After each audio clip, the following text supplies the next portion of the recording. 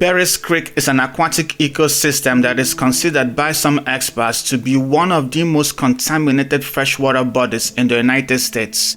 In this video, we will describe the types of pollutants that are present in Berries Creek, the potential threats of these contaminants to human health, and the environmental engineering designs to remediate highly impacted sections of this ecosystem as specified by the U.S. Environmental Protection Agency. Berries Creek is about 6.5 miles in length and located in Bergen County, New Jersey. It is a tidal tributary of the Hackensack River, which subsequently flows into Newark Bay. Due to the level of contaminants in biota, the government has banned commercial fishing of blue crabs and striped bass in this area and surrounding water bodies.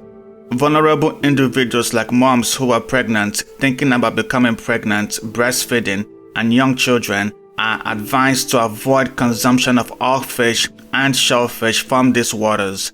More about this later. So what happened to this ecosystem and how did things get this bad? According to the Environmental Protection Agency, the primary contaminants of concern are polychlorinated biphenyls, also known as PCBs, and mercury species, which include inorganic mercury and organic form methylmercury. Other contaminants that are present are polycyclic aromatic hydrocarbons, also known as PAHs, chromium, arsenic, lead, and a variety of metals.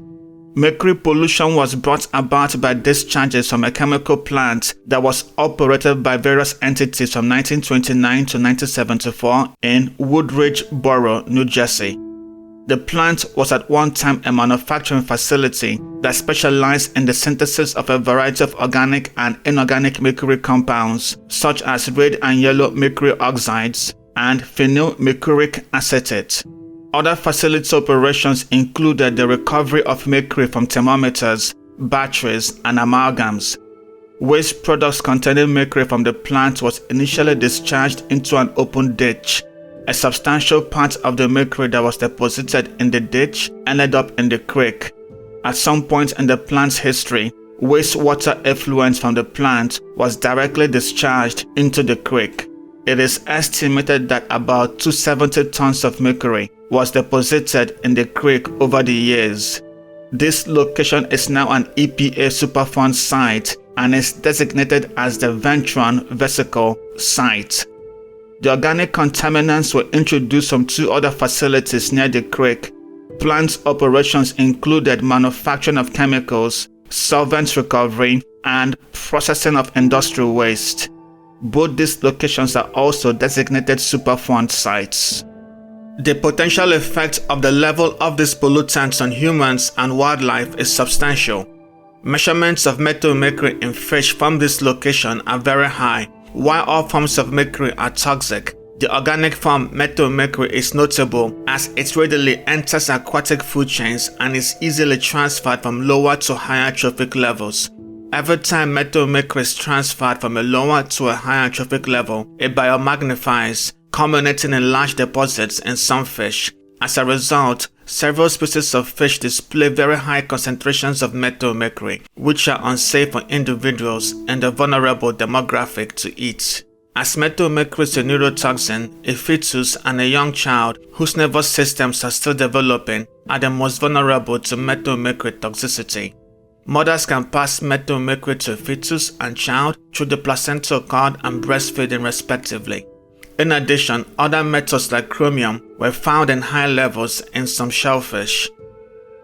Polychlorinated biphenyls and polycyclic aromatic hydrocarbons have been linked to cancers in animal studies and are thought by some to be human carcinogens. Hence, the presence of these pollutants in biota is concerning.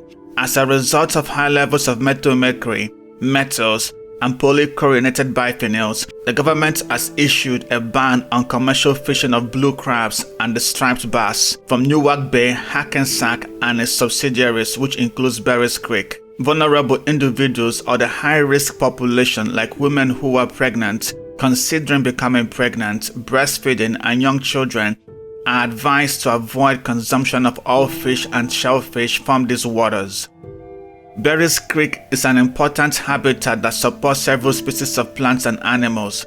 According to the Fish and Wildlife Service, the marshes associated with Berries Creek provide nurseries for a variety of fish resources. The creek is the last known nesting ground in the Hackensack for the northern harrier, a bird of prey. Several other birds of prey use the creek as wintering grounds. The Environmental Protection Agency chronicled several species of birds that temporarily stop by the creek and the main river to feed and rest during the fall and spring migrations. For all the health risks to humans and wildlife, it is necessary to remediate this habitat.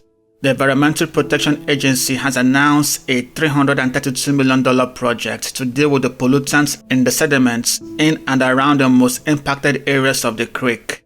This plan involves dredging a substantial part of the upper and middle creek and tributaries. 2 feet of soft sediment will be removed, dewatered, treated, and disposed of in a proper manner off-site. The material removed will be replaced with clean sediment and capped. Every effort will be made to match the level of sediment that was removed so as to prevent flooding. 1 foot of sediment from a marsh known as the Upper Peach Island Creek will also be removed and treated in like manner. In the area surrounding the radio towers, there will be no dredging, but a cap will be installed.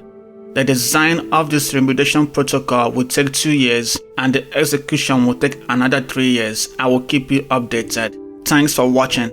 If you have watched this video up to this point, you are clearly interested in this type of content. Please like, subscribe, and ring the notification bell. You may not know it, but doing this helps me out a lot.